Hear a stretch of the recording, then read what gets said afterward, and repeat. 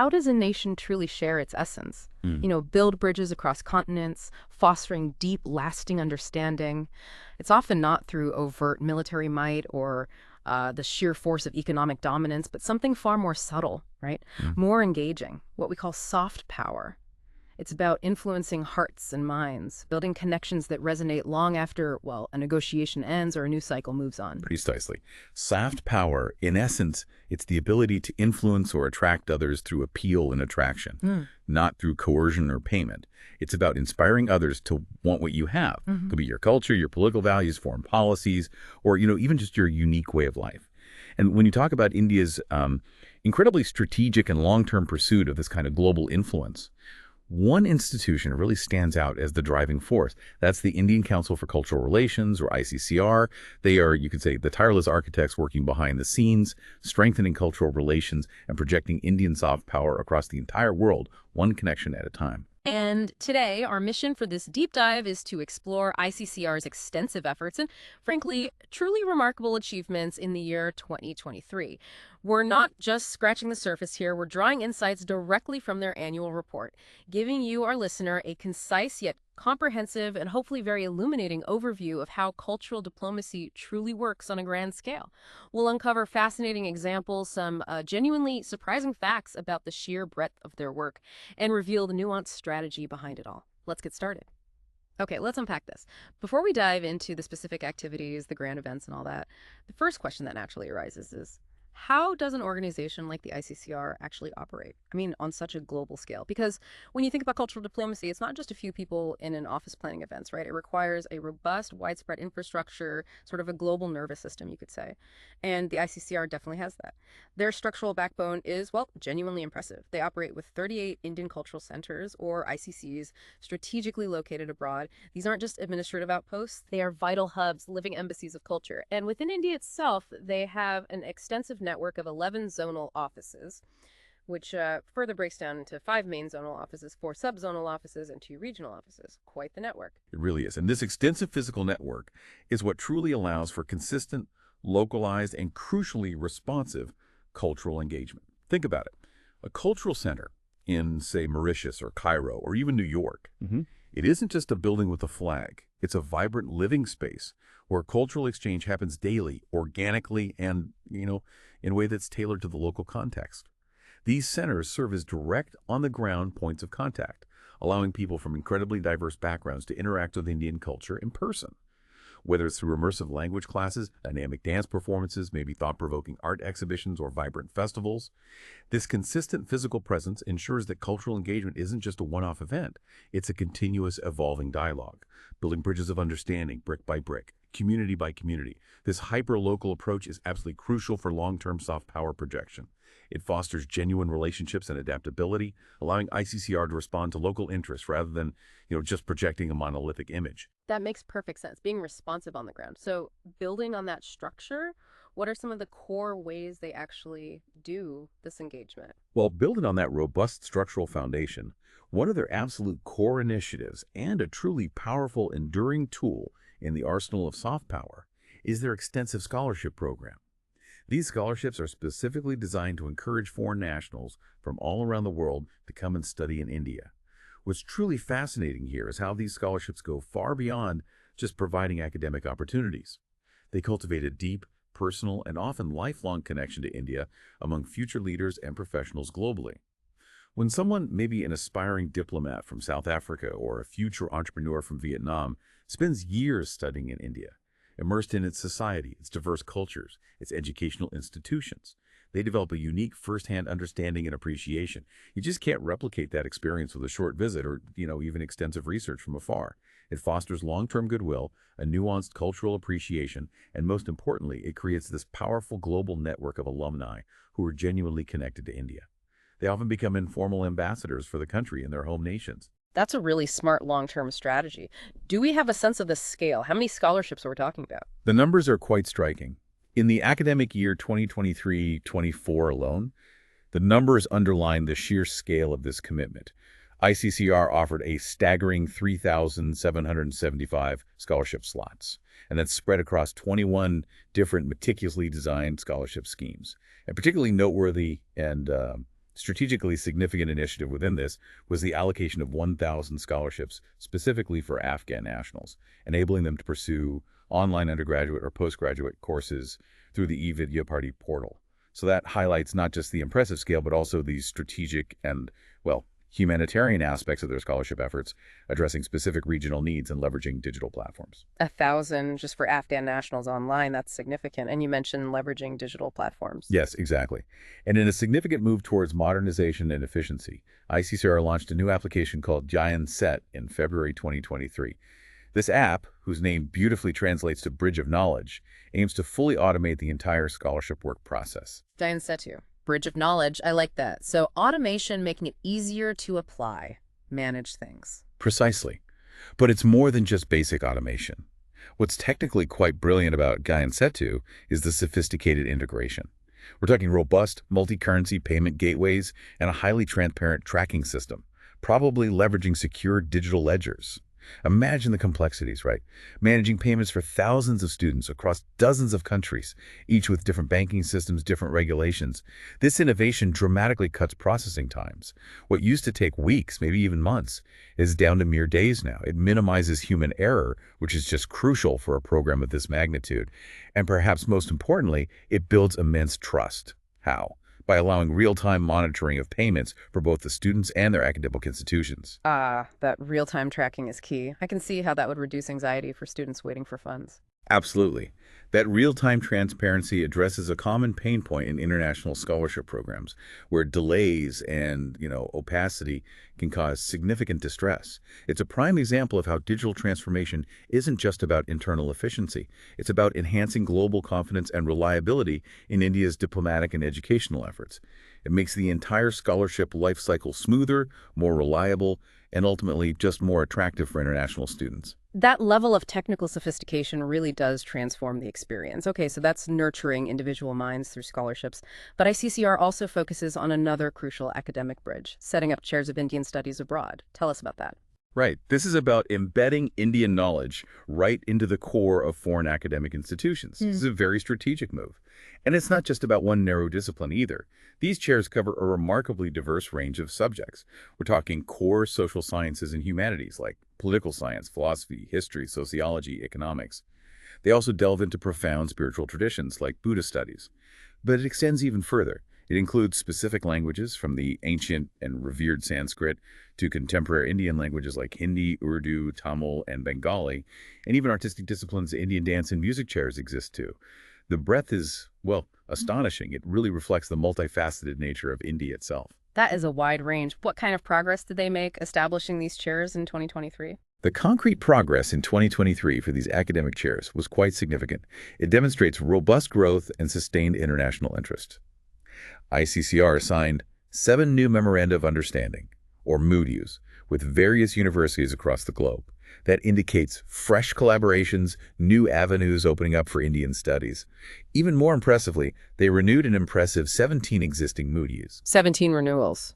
Exactly, which speaks volumes about the success and the enduring value of these partnerships. This signifies a strong ongoing commitment and, importantly, a growing, sustained demand for deeper academic engagement with Indian studies on an international level.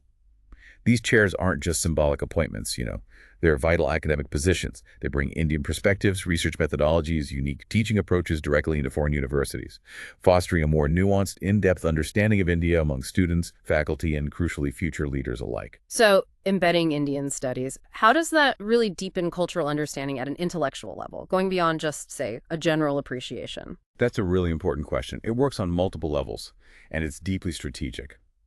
By embedding Indian studies directly within foreign university curricula, these chairs powerfully help to shape the academic discourse on India and also from India. It moves understanding beyond perhaps simplified narratives or fleeting headlines you might see in the news. It encourages rigorous, peer-reviewed research, critical analysis, and the development of genuine expertise on India's complex history, its incredibly diverse cultures, contemporary geopolitical issues, economic issues. And this doesn't just benefit the students who enroll in these specific courses. It influences broader academic discussions, curriculum development, even the research agendas of entire departments. It means that future generations of scholars, policymakers, business leaders globally will approach India with an infinitely richer and more informed perspective. So it shapes the thinking of future influencers. What about the long-term impact? The long-term impact of integrating these Indian knowledge systems into global curricula is truly profound. Imagine a future policymaker, perhaps in a European country, who, during their formative university years, studied Indian philosophy or economic history directly through one of these chairs. Their approach to India, their understanding of its motivations, its cultural sensitivities, its strategic perspectives, it's going to be infinitely richer, more informed than someone relying solely on, say, translated media or secondary sources.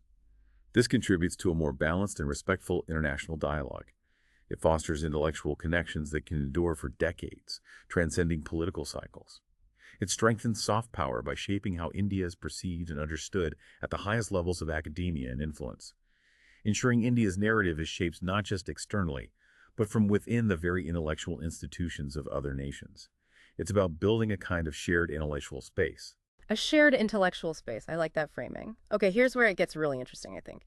ICCR wasn't just building these foundational structures and academic programs, they were incredibly active on the global stage. High-impact events throughout 2023. Their calendar was packed. I mean, almost unbelievably so. A wide array of conferences and seminars, each meticulously, strategically designed to project different facets of India's soft power. It's like a finely tuned orchestra, wouldn't you say? Each event playing a specific note in a grand composition. That's a great analogy. Let's look at some examples to give listeners a sense of the scale and strategic intent. In January, during the 17th Pravasi Bharatiya Divas Convention 2023 in Indore, that's the flagship event for the Indian diaspora, ICCR organized a key plenary session. It was titled Leveraging the Soft Power of India Goodwill Through Craft, Cuisine, and Creativity, chaired by the Minister of State for External Affairs, no less. This highlighted tangible, universally appealing elements of Indian culture, emphasizing how everyday cultural practices can be powerful diplomatic tools. Craft, cuisine, creativity, things everyone can connect with. Right, very accessible elements. What else? Then in March, in New Delhi, they partnered with the renowned Jawaharlal Nehru University, JNU, to host the National Convention on India's International Relations. This was inaugurated by the External Affairs Minister himself. That underscores the high-level academic and diplomatic importance of these discussions in shaping India's global narrative. Okay, high-level academic focus there. What about broader cultural themes? Absolutely. Moving into April, ICCR played a truly significant role in the Global Buddhist Summit 2023 in New Delhi. This was a collaboration with the Ministry of Culture, the Ministry of Tourism, and the International Buddhist Confederation. A very powerful event positioning India as a spiritual and philosophical leader, especially given Buddhism's profound global reach and its origins in India. Tapping into that deep historical connection, June sounded busy too. June was exceptionally busy, yes. They marked the 349th anniversary of Chhatrapati Shivaji Maharaj's coronation day in New Delhi, celebrating a crucial part of India's historical and martial heritage, connecting with themes of governance, strategy, national pride. Also in June, they ventured further afield. They organized a 2-day global conference on holistic yoga beyond physiology in Germany. This was in association with United Consciousness at Yoga Vidya Bad Meinberg, actively promoting India's invaluable health and wellness traditions on an international platform, showcasing yoga not just as exercise, but as a holistic way of life. Yoga's global reach is undeniable. What happened later in the year? The strategic outreach continued strong. In September, ICCR organized the Vaishali Festival of Democracy 2023 at Nalanda University in Bihar, and they timed it precisely with the UN International Day of Democracy. Yeah, clever timing. Very. It was a powerful statement, emphasizing India's deep-rooted democratic origins, going back to ancient republics, and its ongoing contributions to global democratic thought and practice.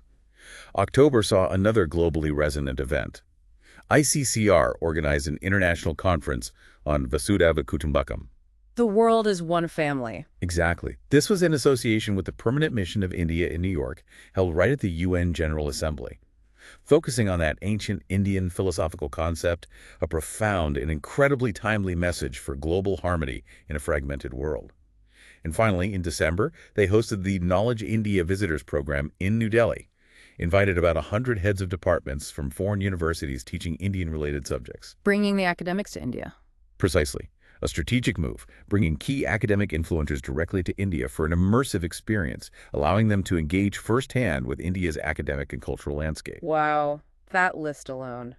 The strategic diversity is really striking. It absolutely is, as you said, truly remarkable. From sessions explicitly focused on specific cultural elements, craft, cuisine, yoga, to those delving into broader philosophical concepts like Vasudeva Kutumbakam. And crucially, historical narratives like India's deep democratic origins or the legacy of Chhatrapati Shivaji Maharaj. These events are not a random assortment. They are meticulously curated, designed to project a multifaceted, nuanced, and appealing image of India on the global stage. They showcase India not just as a land of ancient spiritual traditions, but also as a vibrant, resilient democracy, a source of profound global wisdom, a modern nation, a significant contributor to contemporary thought. Each event strategically serves to highlight different strengths and values, allowing diverse international audiences to connect with India in ways that specifically resonate with them, thereby effectively expanding the reach and deepening the impact of India's soft power.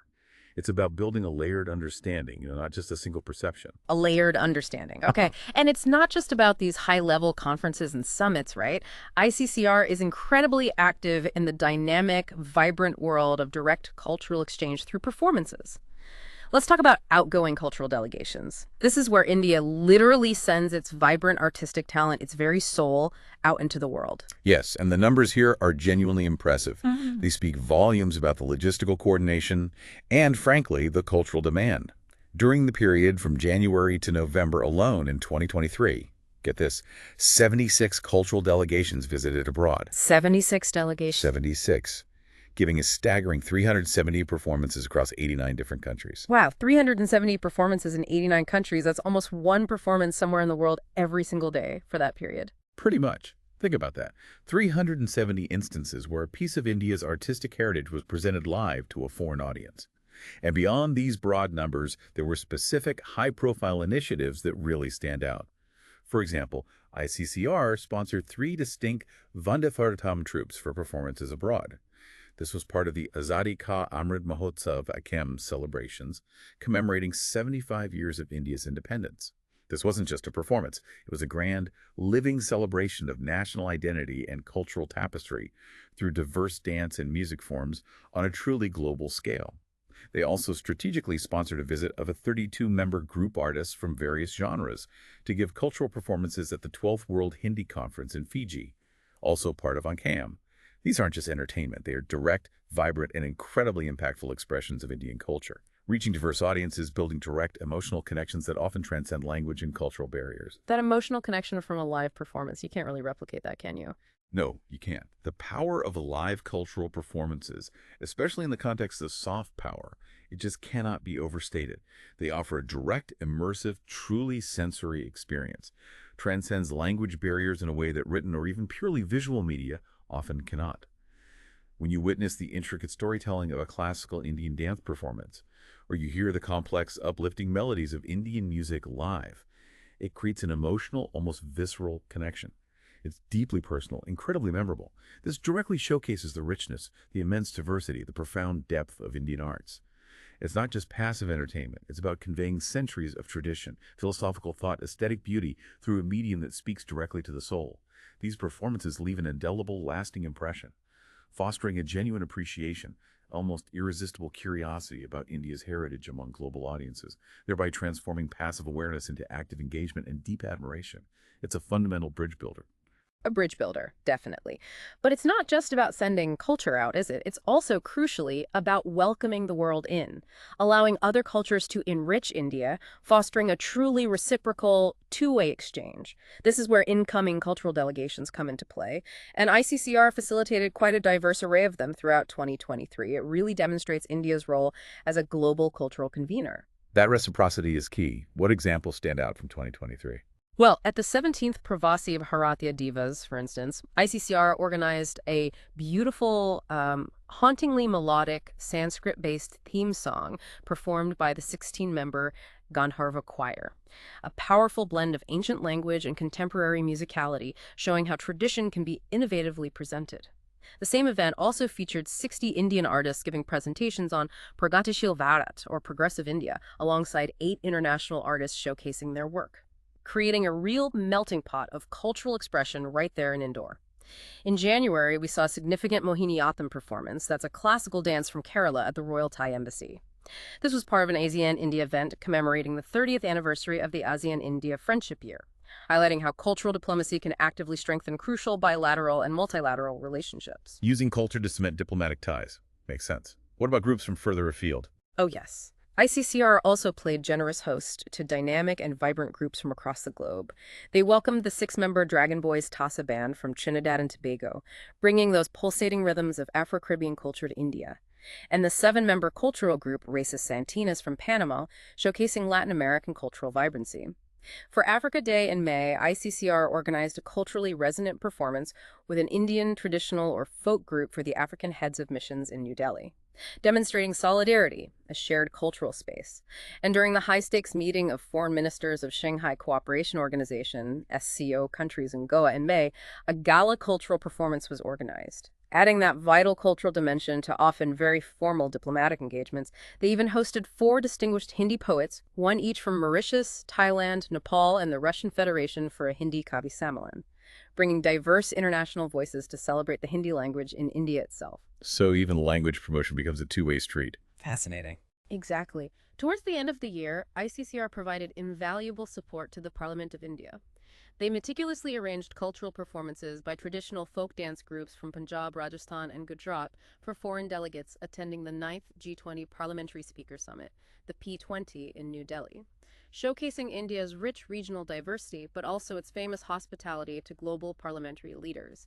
And in a vibrant collaboration with the government of Himachal Pradesh, ICCR organized a captivating cultural performance for the world-renowned folk festival Kulu Dussehra 2023.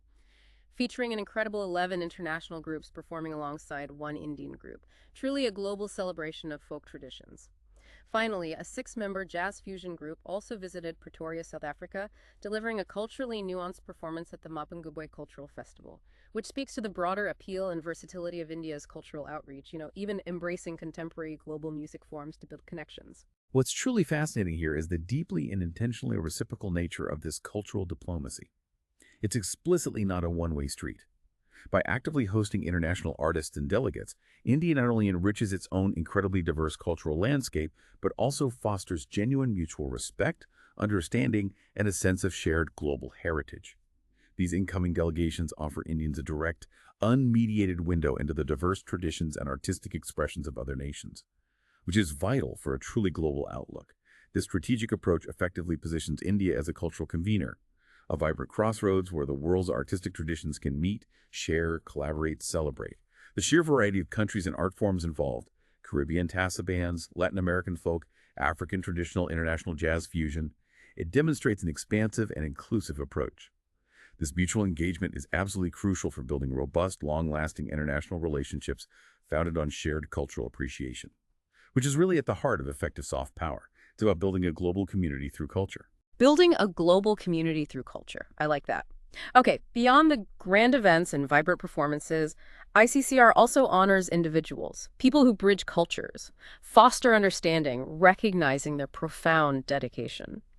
Let's dive into the various prestigious awards they conferred in 2023. These aren't just ceremonial, they feel quite strategic. They absolutely are strategic. Which awards are we talking about? Well, a significant set of recognitions were the Distinguished Alumni Awards for the years 2019 to 2022, given to former foreign students of India, individuals who've gone on to achieve prominence in their fields, thereby becoming powerful, organic ambassadors of Indian culture and education. The recipients included Dr. Oscar Riambao Pujol from Spain, Dr. R.K. Lal Mervyn Dharmasiri from Sri Lanka, Mr. Odbayar Jagarnamt from Mongolia, Dr. Riyad Mustafa Abu Shahada from Palestine, Dr. Wawa Mong from Myanmar, and Nguyen Trom Khan from Vietnam. The impressive global spread here, Europe, Asia, Middle East, clearly demonstrates the wide, enduring reach of India's educational soft power and the lifelong connections it creates. That alumni network is incredibly valuable. What other awards? Then there's the World Sanskrit Award for 2022, conferred upon Vlasta Pakiner Klander in Slovenia, highlighting the global academic interest and dedication to one of India's most ancient and revered languages, a language underpinning so much classical knowledge. In the realm of spiritual traditions, awards for promotion of Buddhist studies were given for 2021 and 2022. These went to Dr. Duong Tithon Huang from Vietnam and Mr. Torjan Stemberol Kambanoman Khan from Mongolia, recognizing their significant contributions to a shared cultural and philosophical heritage that deeply connects India with numerous countries across Asia and beyond. Reinforcing those ancient spiritual ties. Important work. Definitely.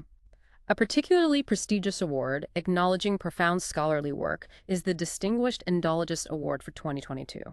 Conferred upon Dr. Joanna Jurewicz, the esteemed chair of South Asian Studies at the Faculty of Oriental Studies, University of Warsaw, Poland. This award specifically acknowledges scholars who have made profound, lasting contributions to the academic study of India in various fields. And in a rather delicious and universally appealing category, awards were also presented to owners and chefs of 6 selected restaurants from the USA, Sri Lanka, Costa Rica, Oman, Sweden, and Mongolia for their outstanding contribution to promoting Indian cuisine and culinary traditions abroad. Cuisine. You can't underestimate the power of food diplomacy. Exactly. This category truly shows an appreciation for the more accessible yet incredibly popular and influential aspects of Indian culture, things that resonate worldwide and can often be a person's first delightful introduction to India. If we connect this to the bigger picture, these awards are far more than just accolades or ceremonial gestures. They are a truly strategic element of cultural diplomacy. They generate a significant multiplier effect. Firstly, they profoundly recognize and celebrate individuals who have dedicated their lives, their careers, to engaging with and passionately promoting Indian studies and cultural traditions globally. This recognition validates their work, but also very effectively incentivizes other scholars, cultural entrepreneurs, to delve deeper into India's incredibly rich heritage. Secondly, and critically, these awards foster long-term, organic relationships. The recipients become ongoing, enthusiastic advocates and collaborators, creating this powerful, influential network of figures who genuinely understand, appreciate, and champion India across various sectors and geographies. When Dr. Joanna Jurewicz receives the Distinguished Indologist Award, for instance, it doesn't just honor her.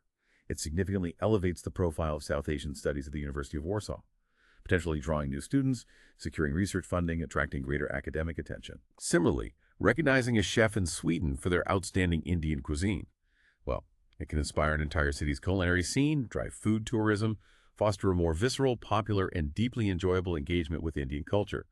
It's about strategically leveraging prestige to create a self-perpetuating cycle of positive engagement and deeper connection. Leveraging prestige. Okay. Transitioning from recognizing individuals, ICCR also organized structured visitors programs. These go beyond one-off events, designed for much deeper, more immersive experiences within India itself, and they're incredibly diverse, meticulously targeting specific audiences for tailored experiences, transforming passive interest into active engagement. Tailored experiences. Tell us more about these different visitor programs. Right. For instance, the Distinguished Visitors Programs, or DVP, hosted 7 high-level delegates from 7 different countries: South Sudan, Kenya, Croatia, Egypt, Mongolia, South Africa, and Nigeria. These aren't just tourists. These are individuals who are often key influencers or decision-makers back home, senior bureaucrats, prominent academics, cultural leaders. Their direct personal experience of India can have profound, lasting ripple effects on bilateral relations. Similarly, the Academic Visitors Programs, or AVP, welcomed 10 delegates from 7 countries, including Russia, Norway, Zambia, Serbia, Togo, the UK, and South Sudan. These programs allow academics to engage directly with their Indian counterparts, fostering crucial research collaborations, scholarly exchange, building shared intellectual frameworks. Imagine the insights gained during direct conversations you just wouldn't get from books. Direct academic exchange. Very valuable. What about younger generations or specific interest groups? Good question. There was the Gen Next Democracy Network program, a truly ambitious and forward-looking initiative.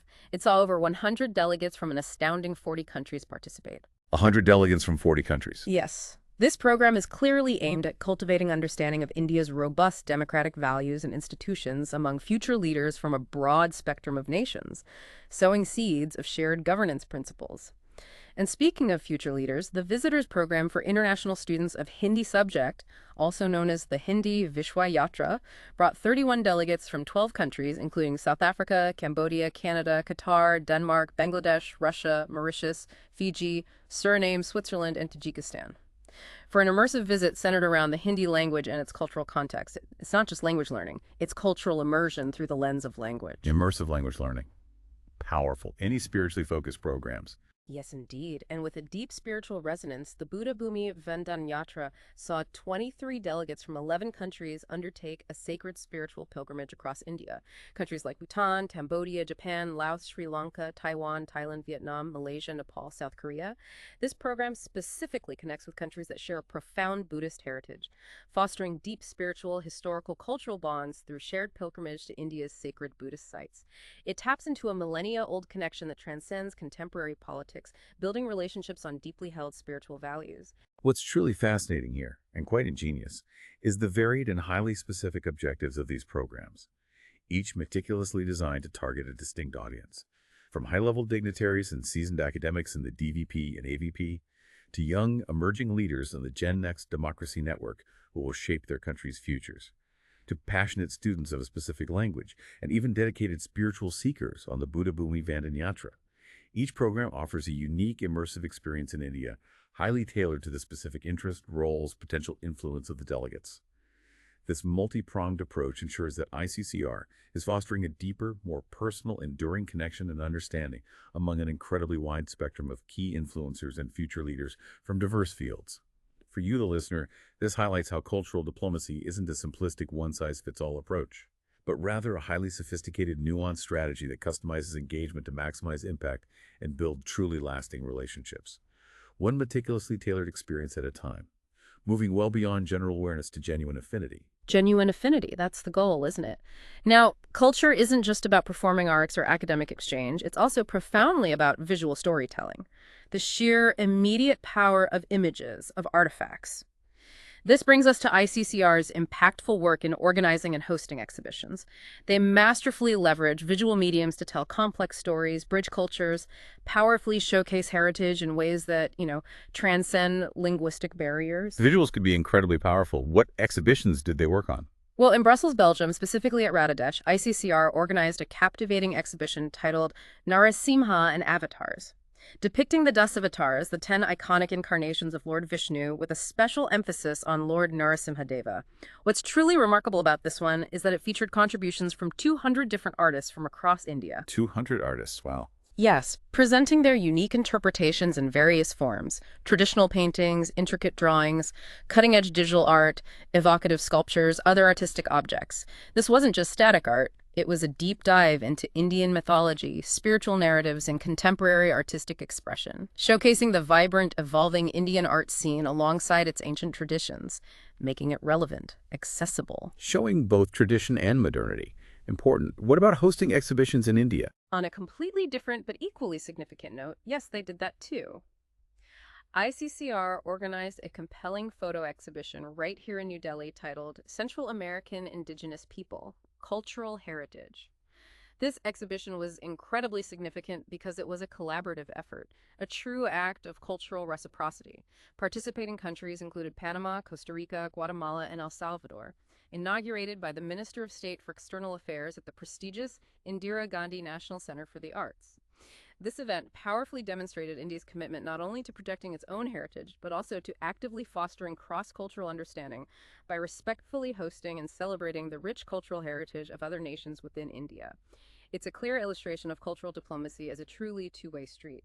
India invites the world in as much as it reaches out. The dual significance of these exhibitions is quite profound, strategically valuable. On one hand, they powerfully, directly showcase specific, rich aspects of Indian heritage, complex mythology, spiritual narratives, diverse artistic expressions through visually engaging mediums. Allows for a deep dive into cultural nuances without needing expensive linguistic knowledge or prior academic background. Makes it immediately accessible, impactful. On the other hand, by actively hosting exhibitions from other nations, like the Central American Indigenous People display, ICCR goes beyond mere projection. It actively fosters deep cross-cultural understanding and dialogue. They create vital platforms for mutual appreciation, respect, learning, demonstrating explicitly that cultural diplomacy is about genuine exchange and collaboration, not just a one-sided presentation. This highlights how visual mediums can so effectively transcend language barriers, communicating complex ideas, rich cultural narratives directly to the viewer, creating immediate, often lasting impressions that foster profound curiosity and connection. Curiosity and connection through visuals. Okay. Moving on to perhaps one of the most visible and symbolically potent forms of cultural diplomacy, the installation of busts and statues of iconic figures. These aren't just decorative adornments for public spaces, they are powerful, enduring symbols. Shared values, intellectual heritage, profound historical connections. During the period of January to November 2023 alone, ICCR meticulously arranged for 18 busts and statues of revered Indian leaders and thinkers to be sent to various countries around the world for installation at prominent, carefully chosen places. 18 statues in less than a year. That's quite a logistical feat, too. Which figures were chosen? The figures chosen are particularly significant. They represent incredibly diverse facets of India's rich heritage. We're talking about the warrior king, Chhatrapati Shivaji Maharaj, symbol of strategic brilliance, national pride. The apostle of peace and nonviolence, Mahatma Gandhi, whose philosophy transcends borders. The spiritual philosopher, Swami Vivekananda, who introduced Vedantic thought to the West. The polymath and Nobel laureate, Gurudev Rabindranath Tagore, a beacon of artistic and literary genius. The architect of the Indian Constitution, Dr. B.R. Ambedkar, a towering figure of social justice, human rights. The legendary Hindi-Urdu writer Munshi Premchand, whose works captured the soul of rural India. And the distinguished educationist and freedom fighter Maulana Azad, a symbol of secularism, intellectual prowess. Each figure embodies significant aspects of India's intellectual, spiritual, social, political history, offering a multidimensional portrait of the nation. A really diverse and representative selection. Where did these statues find homes? They found new homes in a remarkably wide array of countries, underscoring the truly global relevance and universal appeal of these figures. We saw installations in the Dominican Republic, Switzerland, specifically Geneva, hub of international diplomacy, Scotland, Edinburgh, Nigeria, in both Abuja and Lagos, Hiroshima in Japan, Sri Lanka, Indonesia, Uzbekistan, Canada, and Tanzania. The strategic placement, public spaces, educational institutions, diplomatic missions ensures they act as enduring symbols, compelling conversation starters, constant physical reminders of the values they represent and the connections they forge with the host nation, quietly projecting India's essence every single day. This raises an important question. What nuanced messages do these figures truly convey through their physical presence in foreign lands? That's exactly what I was wondering. What's the deeper message? Well, the answer is profound and strategically layered. Each of these individuals represents a crucial, universal aspect of India's identity and its enduring contributions to global thought and progress. Mahatma Gandhi, for instance, symbolizes nonviolence, ethical leadership, peace resonates with justice movements worldwide. Swami Vivekananda embodies spiritual wisdom, universal brotherhood, fostering dialogue on inner peace, global unity. Rabindranath Tagore represents artistic and literary genius, connecting through the universal language of creativity. Dr. B.R. Ambedkar stands for social justice, equality, human rights issues that resonate deeply in any modern democracy. And figures like Chhatrapati Shivaji Maharaj and Maulana Azad embody national pride, strategic acumen, intellectual prowess. Their global placement signifies either deeply shared values, democracy, peace, human dignity, artistic freedom, or important historical, cultural, diasporic connections between India and the recipient country. These busts and statues are not merely passive monuments. They are powerful, enduring, remarkably active symbols, silent ambassadors. They spark curiosity, encourage learning about India's rich history, philosophy, social movements, serve as visible touchstones for ongoing cultural and intellectual dialogue. They contribute to a shared global heritage, ensuring India's intellectual, moral, historical leaders continue to inspire and resonate across borders for generations, forming lasting, tangible bonds. Lasting, tangible bonds. Okay. Beyond visual storytelling, another absolutely crucial element of cultural outreach, and indeed a powerful engine of soft power, is the promotion of language. And ICCR has demonstrated a significant, deeply rooted, long-standing commitment to promoting Hindi globally. It's about creating those direct pathways to cultural immersion. Language is fundamental. How does ICCR approach Hindi promotion? A prime, tangible example of this dedication is their Hindi bi-monthly magazine, Gagananchal. This magazine has been consistently published for an impressive 45 years. Think about that sustained effort. 45 years. That's incredible commitment. It really is. Dedicated to promoting the Hindi language both within India and, crucially, abroad. This isn't a fleeting initiative. It's a deeply ingrained, proactive effort to nurture, spread, celebrate the language. Gagananchal features a diverse range of literary and cultural content poetry, short stories by contemporary Hindi writers, articles on Indian culture, history, current affairs, all designed to engage and educate. In February 2023, ICCR actively participated in organizing the 12th World Hindi Conference, held in Fiji, a nation with a significant Indian diaspora. This global gathering brings together Hindi scholars, writers, enthusiasts from around the world, fostering linguistic exchange, celebrating the language. And to mark this significant event, a special Gagananchal Patrika issue was published and released during the conference, further solidifying its pivotal role in Hindi promotion and its global reach. What's truly fascinating here is how language promotion forms such a fundamental, irreplaceable element of soft power. Language isn't just a mere means of communication. It's a profound gateway, a gateway to an entire culture, a particular way of thought, a direct, unmediated understanding of a people's soul. When individuals in other countries take the initiative to learn Hindi, they gain direct, unfiltered access to India's vast, rich literature, its incredibly dynamic cinema, ancient philosophy, vibrant, complex everyday life, all without relying on potentially biased translations or interpretations. This direct access facilitates a much deeper, more authentic cultural understanding and direct engagement. The 45-year continuous history of Gagananchal particularly emphasizes the unwavering, long-standing commitment ICCR has to this endeavor.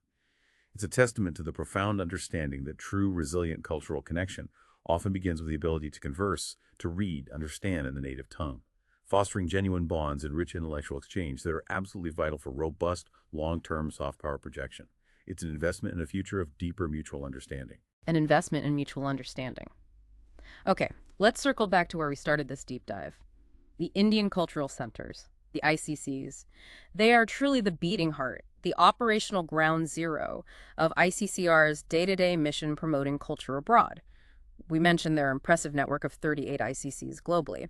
And it's important to reiterate, they also extend invaluable support to other cultural institutions like Casa de la India in Valladolid, Spain, broadening their reach through collaboration. These aren't just buildings, they're bustling hubs of activity. And the success of these hubs depends heavily on the people running them, right? The personnel. Absolutely. The consistent success and vibrant programming of these centers hinges entirely on the dedicated, specialized personnel they deploy. ICCR strategically places staff who are not just administrators, but experts in Indian culture and performing arts. In 2023, they had a significant deployment. 48 teachers of Indian culture, or TICCs, often leading language, philosophy courses, and 40 India-based performing arts teachers, ensuring traditional arts like dance, music, yoga are taught and preserved with authenticity, technical excellence. Furthermore, ICCR actively encourages missions and posts to hire local resource persons, or LRPs, as teachers for yoga, Indian dance, and music. Ah, hiring local teachers. That sounds smart. It's a brilliant strategy for localization. Currently, there are 95 LRPs deployed at various missions, posts, and ICCs. These local teachers often have an invaluable, deep understanding of the local context, cultural sensitivities, language, making the transmission of Indian culture even more effective, relatable, genuinely integrated for the foreign audience. They build organic bridges from within. If we connect this to the bigger picture, these cultural centers, with their dedicated, localized, culturally adept staff, are truly the operational heart of ICCR's mission. They provide consistent, on-the-ground programming, direct personal interaction, a permanent, accessible presence for Indian culture. The intelligent blend of India-based teachers, bringing authentic expertise, and locally hired resources, bringing cultural nuance and local networks. It showcases both adaptability and a grassroots approach to cultural diplomacy. It allows for a dynamic, evolving exchange where traditional Indian knowledge and artistic forms meet local understanding and interests, creating programs that are both authentic to India and deeply relevant to the host country. This hands-on, sustained engagement builds strong community ties, fosters genuine person-to-person connections, serves as a living, breathing embodiment of India's soft power, far beyond what sporadic, large-scale events could achieve alone. It cultivates enduring relationships at a fundamental level. Cultivating enduring relationships. And as we move further into the 21st century, ICCR is also smartly, strategically embracing the growing importance of digital platforms in their outreach strategy, vastly expanding their reach beyond just physical centers and in-person events. This is about democratizing access to Indian culture and knowledge. Digital outreach. That seems essential now. What are they doing specifically? One truly significant digital innovation is the universalization of traditional Indian knowledge system, or UTIX, e-learning online portal. This incredibly ambitious platform was soft-launched in October 2023.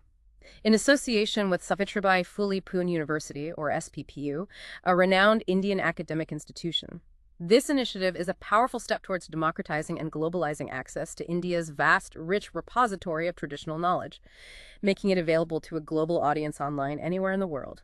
The portal is designed to offer structured courses, research materials, interactive content across various traditional disciplines, ancient sciences, classical literature, philosophy, arts, curated and presented in an accessible e-learning format. UTexes, making traditional knowledge universally accessible online. That's huge potential. Anything else on the digital front? Yes. Additionally, in October 2023, a critical tripartite agreement was signed between ICCR, Roots to Roots, an organization focused on promoting Indian culture, and the Center for Cultural Resources and Training. The explicit purpose of this agreement: to conduct comprehensive online classes and offer formal certification in various disciplines of Indian performing arts and music. This is specifically aimed at both the vast, vibrant Indian diaspora around the world who often seek to stay connected to their roots, and any interested students abroad, regardless of background. This initiative cleverly leverages technology to provide structured, high-quality learning opportunities in Indian arts. Catering to a burgeoning global demand for expert instruction, formal recognition, it allows for sustained engagement and learning, creating a global classroom for Indian culture. What's truly fascinating here, and indeed a pivotal shift, is the strategic, comprehensive embrace of digital platforms. This move vastly expands ICCR's reach, effectively overcoming geographical barriers, democratizing access to Indian knowledge and arts in ways previously unimaginable. Think about it. A student in a remote part of Africa or Latin America can now learn classical Indian music from renowned teachers or engage directly with ancient Indian knowledge systems, something physically impossible or prohibitively expensive before these digital tools. For you, the listener, this demonstrates how leading organizations dedicated to cultural exchange are not just adapting but innovating, making knowledge more accessible, inclusive, widespread than ever before. This digital transformation has the profound potential to revolutionize cultural exchange and education on a global scale, allowing for continuous on-demand learning and interaction, fostering deep, sustained connections with India regardless of physical location. It's a powerful testament to how modern technology, when applied strategically, can amplify the reach and impact of soft power exponentially, creating a truly global learning community. A global learning community. Fantastic. As we wrap up this deep dive, it's clear we've only really scratched the surface of the incredible breadth, depth, and sheer strategic brilliance behind ICCR's activities in 2023. We've journeyed through their extensive physical network centers, zonal offices, explored their academic scholarships nurturing thousands of future global leaders, highlighted their impactful global conferences and summits shaping international discourse, showcased the vibrant tapestry of outgoing cultural performances bringing India to the world and incoming delegations bringing the world to India, recognized excellence through their prestigious awards creating influential networks, seen how immersive visitor programs build truly deeper personal connections. And let's not forget their captivating exhibitions visually telling India's story, and their forward-thinking digital initiatives bringing Indian culture and knowledge to screens worldwide, democratizing access. Indeed. What becomes profoundly clear is that these diverse efforts don't operate in silos. They are meticulously coordinated, designed to coalesce, to synergize, to project India's soft power on a global stage. This fosters not just superficial awareness, but genuine, nuanced understanding and deep appreciation. The overarching impact is clear. Soft power, as demonstrated by ICCR, is about building lasting relationships, cultivating mutual goodwill, creating a shared cultural space that transcends political boundaries. It's about influencing through attraction, making others want to engage with India, to learn, to visit, to collaborate, rather than simply needing to due to economic or political necessity. It's a long-game strategy, an investment in trust, respect, enduring ties across nations built on the solid foundation of shared human experience and cultural exchange. So, what does this all mean for you as a well-informed global citizen? It reveals the incredibly nuanced, multifaceted, and patient approach required for effective cultural diplomacy in today's increasingly interconnected, often complex world. It's a powerful reminder that a nation's true influence isn't solely measured by its economic might or military capabilities, but profoundly by its cultural resonance. Its ability to inspire, to connect, to build bridges of understanding with people globally, one shared experience at a time. Consider this. In an increasingly interconnected world where information is abundant but genuine understanding is often scarce, how do organizations like ICCR contribute not just to national influence, but to a more culturally harmonious, interconnected, and ultimately perhaps more peaceful global society? Something for you to ponder until our next deep dive.